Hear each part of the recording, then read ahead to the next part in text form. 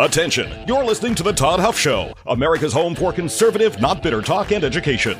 Be advised, the content of this program has been documented to prevent and even cure liberalism, and listening may cause you to lean to the right.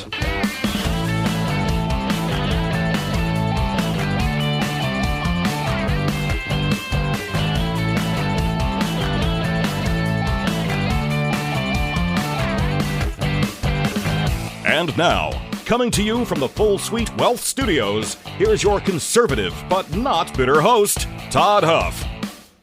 Well, my friends, I hope you had a nice weekend. I, for one, caught a little bit, well, actually, I watched the whole thing, now that I say that, of UFC 250, which was at the White House, and it was totally and completely an awesome thing to behold. Stayed up late to watch that. And there were some good fights. Nothing went to decision, and the main event was a shocker for those people who watched it, who follow this sort of thing. Or listen, I'm sorry if you didn't see it. I don't want to spoil it completely, but the main event was special as well. But to watch this on the White House grounds in celebration of America's 250th birthday was a remarkable thing to behold. So I want to talk a little bit about that here on the program today. If you're watching on camera, you may see that I've got some allergies today. These things come and go as they please. You'll see some redness around the eyes, but I am completely fine, my friends. Thank you for your concerns about that. But I want to talk today. There's lots of things out there in the news. Trump has negotiated a deal to end the war with Iran. I want to talk about that. Details will still be worked out over the course of the next 60 days. We'll get into that a little bit. But actually where I want to start today is with some of the reactions to people who have come from Europe and other parts of the world to the United States of America for the World Cup. That's something else that's going on in the sports world today. I myself am not a soccer fan. I never have been. In fact, the sport has grown on me a little bit. I emphasis on little, and that's primarily because my kids play soccer. I was raised, I played football, high school, college. I played basketball. I ran track a little bit in high school as well. I was soccer for me was a sport because I went to a small school. There was tension between soccer and football because the school started soccer when I was in high school. And of course, when you have a small school and you start a new sport, that takes players away from the football team, so to speak. But and so there was just, I don't know, almost a natural tension there. I didn't really understand the sport. I didn't grow up watching the sport. It's always been, in recent history anyway, a major, very, very popular sport worldwide, but didn't really get much traction here until recently. And there's lots of reasons for that. I find it, I don't find it super entertaining. There's a lot of nothing going on. If you score a goal, it's like you've cracked the code for, just the most important scientific breakthrough in the history of the world. There's not a lot of action going on, and I know that's not the view that the world takes, and I'm not here, believe it or not, to criticize it, because I've actually grown to understand it and appreciate it a little more. And even if I don't particularly like the sport myself, doesn't mean I don't have appreciation for the players who play it. I mean, they're incredibly talented, and it's grown on me, especially as one who's coached his own kids. I coached my son and both of our daughters in soccer, and like I said, it's grown on me a little bit. But this World Cup is going on here is the point, and fans from around the world, of course, are coming to watch their team in the World Cup. And since it's here in the United States, and a lot of these folks have never been here before, they're shocked by this country. They're shocked by this country because, and this is the point, they have been sold a narrative on America that isn't true. They've been told things about America, or not told things about America, that they have now witnessed for their own eyes to see that, hey, this is actually true. What I've been told about America isn't true. My preconceived notions about this nation were not accurate. This is a pretty darn good place. And I wish that everybody would understand and appreciate just how wonderful of a place that we have it. It's not perfect. It's never going to be perfect. In fact, they wrote in the Constitution in order to form a more perfect union. They understood that absolute perfection was not ever going to be something that would be achieved here in this nation. But they did understand that they could make it better, that we today can make it better. We got a lot of work on our hands for sure, my friend. So I want to talk a little bit about this. It dovetails nicely with America's 250th birthday. It dovetails nicely with the event on the White House, UFC 250. It's just a good thing to talk about, especially when you have these two diametrically opposed worldviews that are competing for political supremacy here in this country, political control, and ultimately political victory. So I want to talk about those things today, my friends. Thank you for tuning in. If you are tired of spending your hard-earned money at businesses that then turn around, this is terrible when this happens, and support leftist radical causes, well, then you should check out Freedom Marketplace. Freedom Marketplace is a free searchable directory for businesses that share, directory of businesses, I should say, that share your values. These are businesses that have vowed not to support leftist candidates or leftist causes. And you can support these patriotic businesses that are pushing in the same direction you are. Check it out today. It's freedommarketplace.net. It's totally free to you. This is actually something that we here at the program have been building. freedommarketplace.net. Again, that's freedommarketplace.net. Liberty and business for all, my friend. So let's look at some of these things. Again, let's set the stage here. Some of these things that these people from around the world, primarily, although I don't think completely European, but you'll see if you look here, there's a lot of European visitors, especially people from Scotland or Germany or Sweden, England, who have come over. They're posting videos online. They're making, having reactions to things that they see here in this great and wondrous country online that are the opposite of some of the stereotypes that come along with anti-American commentary that you see online. And so I'm going to go through some of these points, some of these things here, and we'll talk about this along the way. So first, a lot of these folks are realizing that America is much friendlier. The American people are much friendlier than expected. In fact, many of these people who have come to this country realize they're shocked. They're caught off guard by the friendliness of the American people. And I got to tell you, if they get that feeling from the Northeast, the East Coast, no offense, folks, I'll tell you a quick story. When I was 21 years old, a junior in college, I'd shared here before, I participated in a semester exchange program. I basically was attending Butler University here in Indianapolis, but I could basically transfer for the semester, I guess I don't know how to say it. It was just a program that was still part of my Butler undergrad program, but I could attend another university called American University in Washington, D.C. This is a woke leftist university. And I attended there, a program that was associated with that university. And I remember this small country boy from a little town called Monrovia, Indiana. And I remember I interned at a place called the Christian Defense Fund. And I remember walking the streets here of our nation's capital on the way to my internship in Washington. Well, actually where were they? Springfield, Virginia, in that area on the Virginia side of the loop, so to speak. Blue Line train to Franconia, Springfield. But anyway, I remember walking down the street. There are lots of people on the street early in the morning on their way to work, on the way to the metro and so forth.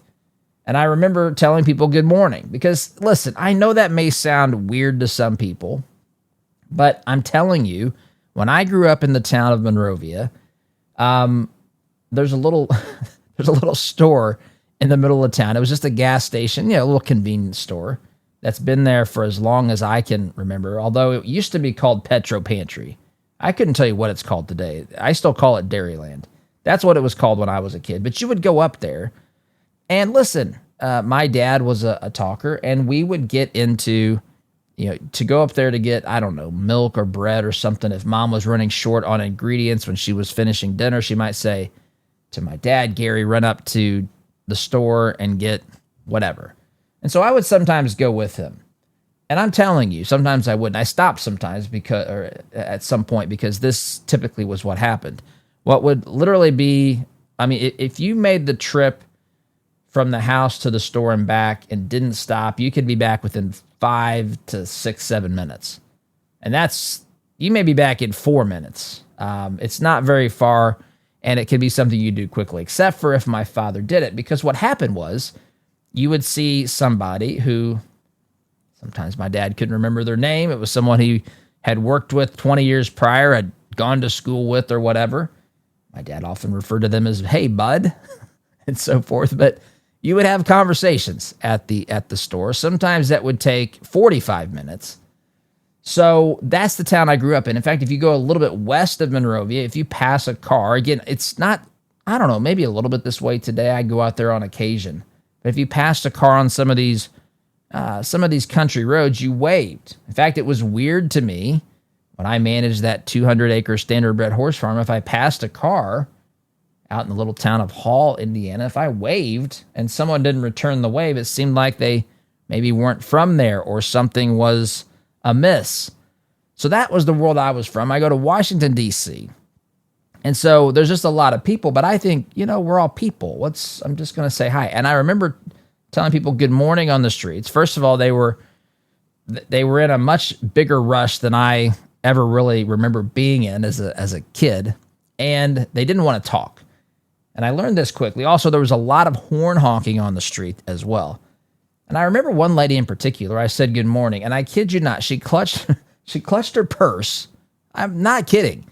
And she made a very wide looping turn around me as though I was some threat. And it was so perplexing to me because what she didn't realize or understand or care was that if someone really did try to take her purse and I was in the vicinity, I would have been one of those people that tried to protect her. That's just how it was, I guess, how we were raised here in small town USA. And it's as though these Europeans have come here and they are getting a glimpse of this. And if they're getting a glimpse of that and feeling that in certain cities along the East Coast, my wife and son just returned from New York City. That's an interesting city, humongous city, but yet it's really just a compilation of smaller neighborhoods just built upon each other, building out and so forth. And there's certainly some friendliness there, but there are some places, of course, that are not friendly at all.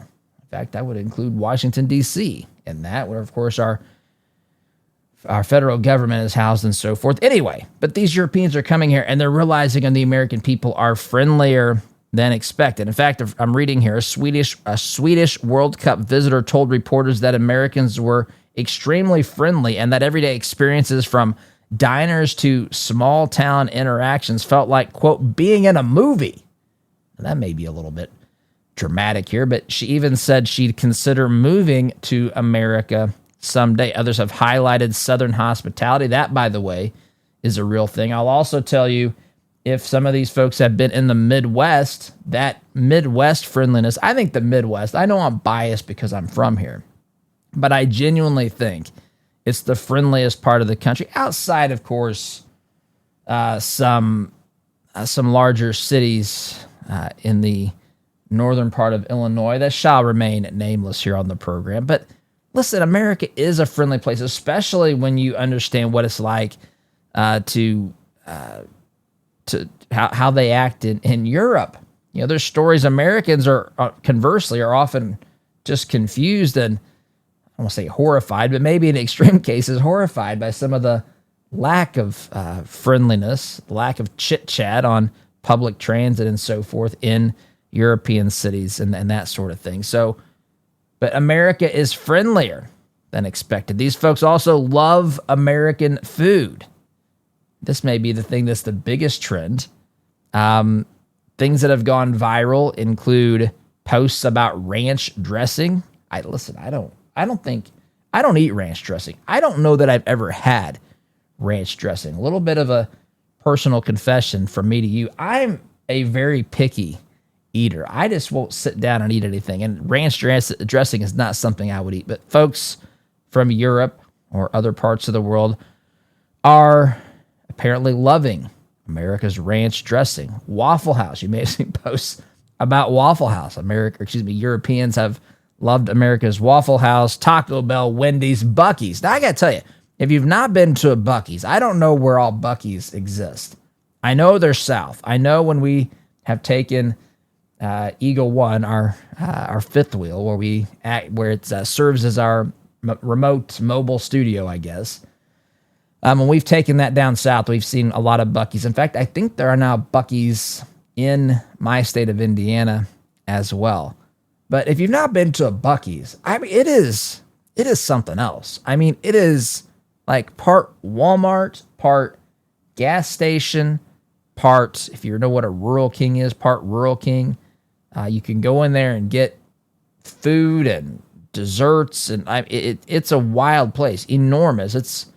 And the gas pumps the amount of gas pumps there they're almost too many to count. I know when we just stopped one time because I said, I think we needed to get gas and, go to the restroom on the trip back. I said, let's just see what this place is all about. I think it took me like 15 minutes to find a parking place. And we were there for a good while. You just can't walk in and walk out. It's not a 30-second in and out sort of deal. But anyway, people are amazed at Buc-ee's, and you know what? They kind of should be. That's one that I get. Chicken fried steak is something else that people are surprised about. Massive American restaurant portions. That, of course, speaks to America's obesity epidemic. So that is something that these visitors are kind of blown away by here as they visited the United States of America. A Scottish fan described Buc-ee's as, quote, a gas station mixed with Disney World wrapped in a gift shop. There's a little bit of truth there. That's in an article at foxnews.com. They're also, these travelers, these visitors from European countries are discovering how big America really is. That's a criticism that is also levied against the United States worldwide. Why don't Americans travel abroad more? Some of these self-righteous Europeans will look down their noses at Americans. Why don't you get your passport and travel to these other nations more frequently? Why don't you ever leave America? Listen, I'm not here to bash that. I'm not here to say that traveling is outside the country is a bad thing. I'm not here to say that at all. I know people that have traveled all over the place. I haven't traveled to many places outside of this nation. Would like to, but there's still a lot of this country that I would like to see, this nation as well. But I think people fail from European nations to understand the size and scope of America and how different it is even between certain states and regions of this country.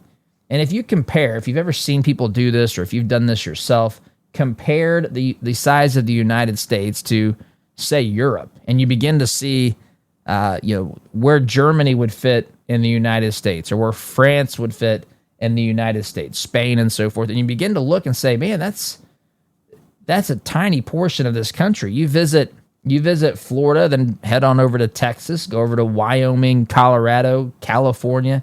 That's like traveling to many different nations in Europe, and in some ways, our states are so different, in good ways and bad, that it's almost like visiting a foreign nation. In fact, if you go to the People's Republic of California, buckle up for that, my friends. Buckle up. Those folks still, the elections they defend over there, how they run those, as we've talked about on this program, are quite remarkable. So, these Europeans are coming here. They're understanding that driving across this great nation is not like driving across Europe. Nothing remotely similar. The distances, the variety of landscapes, you've got the cities, you've got the suburbs, you've got rural America, the scale of this country, the size of it. And so a lot of these folks, when they're here for the World Cup, are turning these into road trips, American road trips. And I think it's great, by the way. I think more people should experience what we have in this nation. That includes people who live here. It's hard. People are having difficulties making ends meet, and the price of fuel and so forth. And there's a lot of problems in America. I'm not here to gloss over those. But what's interesting is that people have a perception. And where does that perception come from? That perception comes from the people who are telling America's story that candidly hate this nation or don't understand what it is. And again, there are lots of things wrong with this country, but to have the freedom and liberty that we have here and the opportunities that most people don't even begin to remotely understand, dare I say, a lot of Americans don't remotely understand. It's a remarkable thing what we have here. And it's good to see people from around the world come and get a glimpse of that. Come and understand, you know what? I was told by European news outlets that I'd probably be the victim of a shooting if I went to the United States of America. I had a 50% chance of dying in a gun battle, a gunfight, but yet I come here and I realize how beautiful this place is. That's what people are realizing. I'm here for it. I want to talk about that more. Also hit on the Iran update when we get a chance. Friends, you know one of the biggest challenges conservatives have is finding ways to ensure our values align with what we do. That includes how we invest our money. That's why I love what the team at 4-8 Financial is doing. They specialize in biblically responsible investing. That means they screen out companies that do not align with your faith and values so that you're not funding things that go completely against what you believe in. They do the heavy lifting. All you have to do is a quick and easy assessment. They align your investments with your purpose and goals. You just have to tell them, answer some questions to tell them how your investments currently, just what they are, so they can tell you what that score is. So you can take that in assessment at 48financial.com/Todd. That's 48financial.com/Todd. Quick timeout, my friends. Back in just a minute.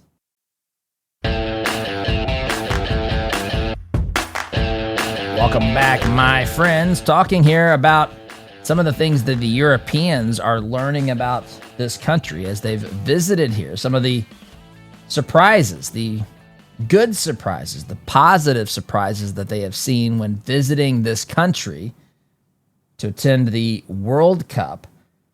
And they are candidly blown away. And I want to talk about this for a minute. Why do they have a negative perspective on this country? It's interesting to me. You'll hear me on this program. In fact, we're headed towards America's 250th birthday. You heard me reference, of course, UFC 250, which happened last night, which I would encourage you to watch. You've seen the left unravel at there being a fight on the White House lawn, the South lawn there. They just can't listen. Friends, I want to be careful here. I want to define this correctly. I've shared before, if you've listened to this program for any length of time, you would have heard me say that I was raised in a Union Democrat household.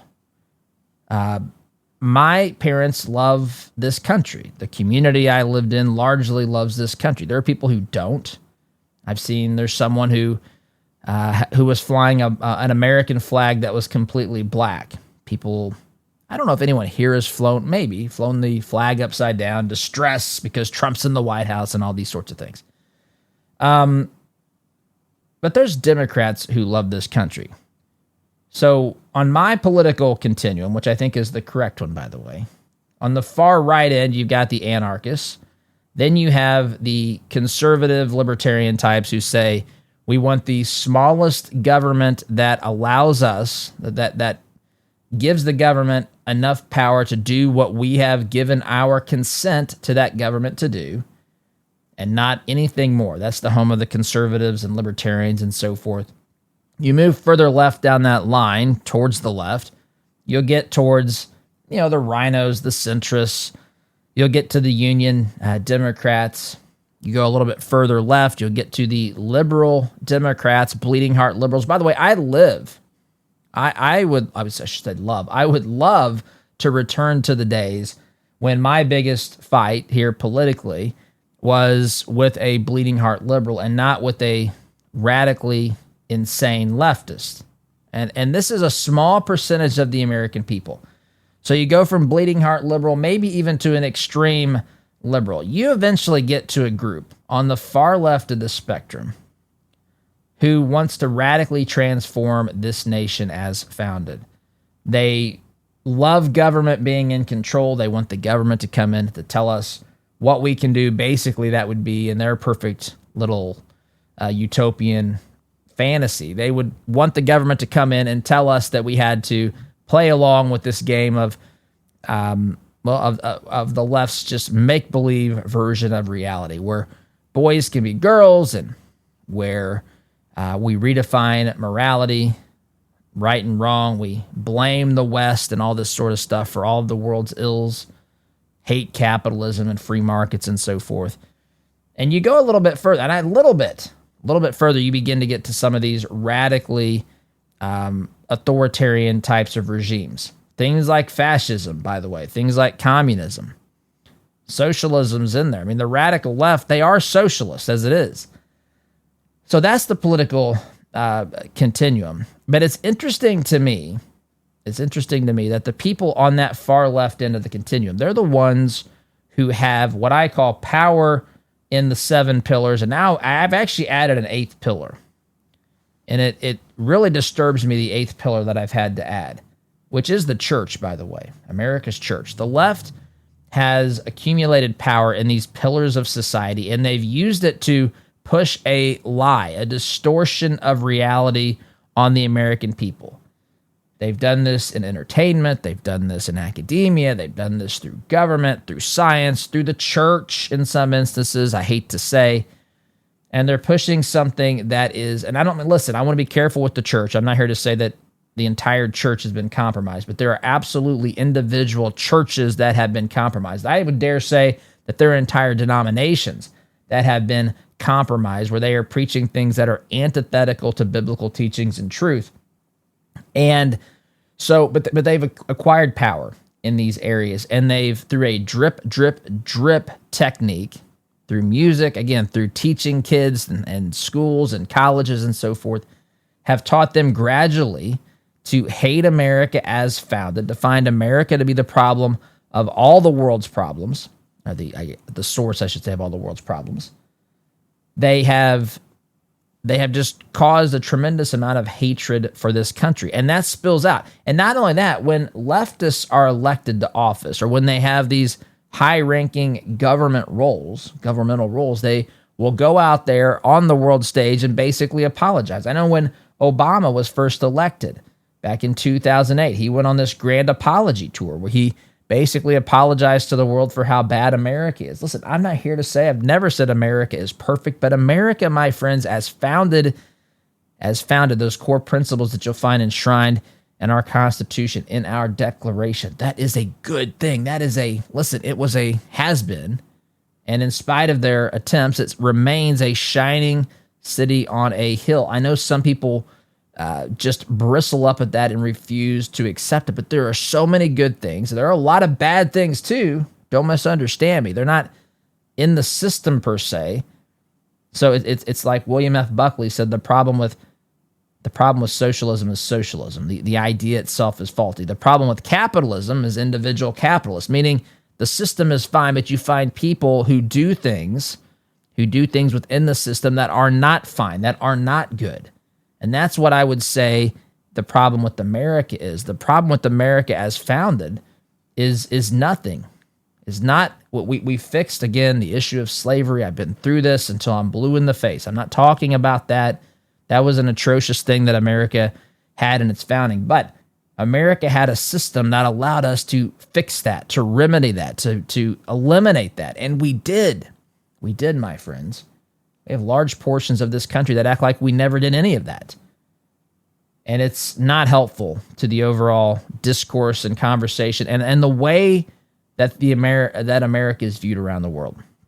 And so you have people who hate this country as founded, often in these positions of power, often in positions that are through entertainment. I mean, you saw some of these people when I shared with you. They said that movies and entertainment were a lot of the places they got their information. I mean, where else are they supposed to, right? The media, there's another group that's controlled largely by the godless radical left. What are they going to think about this place? It's terrible. It's wicked. They're going to get shot if they walk outside. Everybody's walking around with their guns drawn at each other. That's what the world is told about the United States of America. And that is it is in turmoil. And of course, there are political tensions. I'm not here to say that they're not. There are serious problems that we're facing. And ironically, the problems that we are facing domestically are the problems that have been caused and brought upon us by the godless radical left, who has largely taken over the Democrat Party and who have taken over these 7 pillars, these 8 pillars now, of influence in this country today. And that's what this battle is all about. We're fighting it politically, but there's 7 or 8 total fronts that we are engaged or should be engaged in this battle for control. And so people come here and they're shocked. Rural America, here's something else that's been a surprise to these foreign visitors.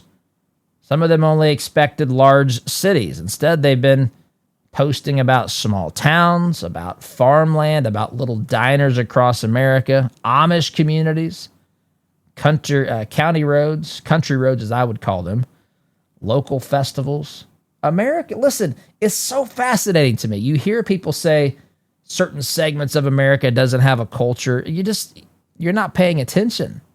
Some of these things right here define the American, certain subcultures within the United States of America. And people from Europe and around the world are discovering this, and they're shocked. They're shocked because they have been had a picture of America painted to them that turns out not to be accurate, at least not in full context anyway. They like things like tailgating, parking lots full of fans before these events with grills and games and music and just a party atmosphere. They love this sort of stuff. These are not things that they have been told or seen or understood about America. So more to say about this, my friends. We should be grateful to live here. Truly grateful to wake up every day as Americans. But I've got to take a break. Let's be honest, when your financial world starts getting a little more complicated, you need more than one-size-fits-all advice. That's where Full Suite Wealth shines. Their team specializes in working with families and individuals at your level, offering personalized guidance that goes far beyond the basics, from private equity and private credit to options, strategies, and coordinated legal planning. Full Suite Wealth helps you see the big picture and make confident decisions about your legacy. It's all about having a dedicated team guide you every step so you can focus on what matters most. That's your family, your goals, your future. Want real confidence in your financial life? Visit FullSuiteWealth.com today. That's FullSuiteWealth.com. Build your legacy. Secure your future. Time out for me, my friends. Back in just a minute.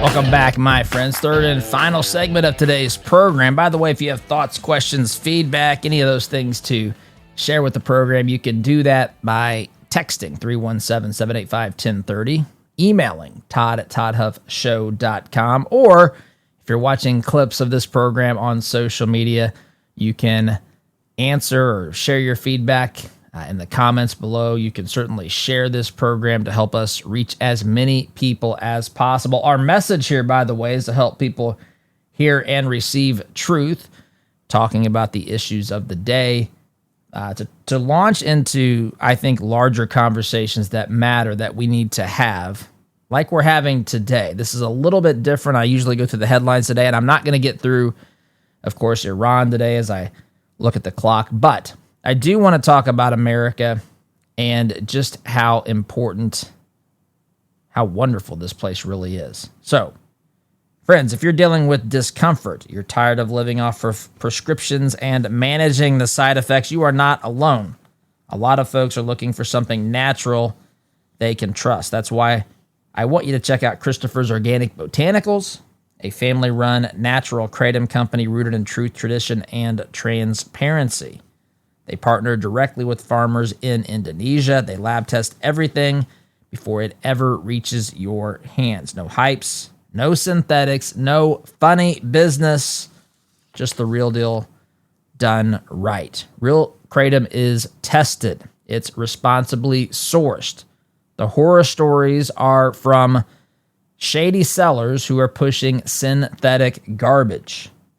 It's not even kratom at all. Start with Christopher's Kratom Starter Pack and use coupon code ToddHuff. You'll save 10% off your purchase.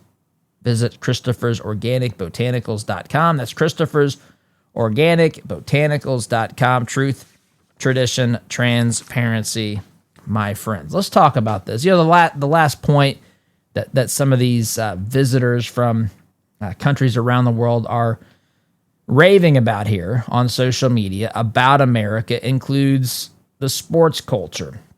They are amazed by the size of the stadiums. They are amazed at the atmosphere of American stadiums. And listen, I'm not here. I'm not here to say that there's no negatives to these things, right? There's certainly sports culture has a lot of things that can be detrimental and are detrimental, especially we kind of navigate that with having kids who play sports. There's a lot of good from it, in my opinion. Some people don't think so. When I think back to the things that I've learned that have helped me navigate as an entrepreneur and as an adult, I think the lessons I learned in sports remain at the top of that list. Certainly academically, things that I have learned and discussed in college and so forth, those things are important for these conversations we have today. But there's a lot of education that happens outside of the classroom. And that includes the sports fields and courts and so forth. That also includes things that you learn on your own. In fact, I think that may be some of the best learning that you can do. But regardless, these folks are coming in and they're shocked. They're shocked at the sheer size, scope, just what America actually is. And again, why was their perception wrong in the first place? It was because they have been lied to about America, just like Americans have been. I see people who are so angry and so full of hate for this country, and I find myself thinking, you're going to waste your whole life. You're going to waste your whole life being angry. You're going to get to the end of your life, and you're going to realize, maybe you'll never realize, I don't know, but you're going to eventually, a lot of people are going to realize, I spent so much of my time being angry at things that really were well outside my control. And a lot of people are going to realize they wasted their life. I don't know if you look at some of these studies that have been done from people who are nearing the end of life.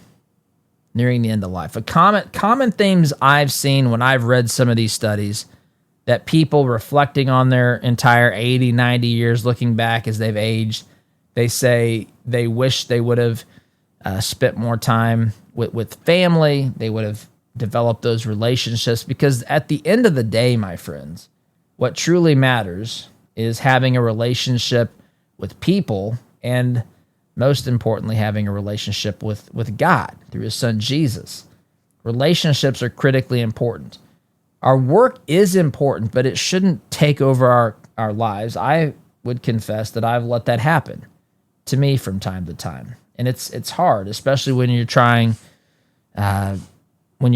to accomplish certain things. It's easy to fall into that, trap, so to speak. But the other thing that people say at the end of their lives are that they they wish they would have taken that chance. They wish they would have taken the chance. They wish they didn't live life so full of fear and unwillingness to take these risks and so forth. I think in the next few years, as my generation and the generation ahead of me begins to get older and reflect on their time on this planet, I think they're going to realize, they might not ever admit it, but they're going to say, I wish I would have been more content and happy with the opportunities that presented themselves to me. Friends, we have an amazing opportunity presented to us each and every day by being able to wake up as Americans. And yes, I talked about some of these silly things the Europeans have noticed, but friends, it runs much, much deeper than that. I've got to go, though. I'm thankful to be American. SDG.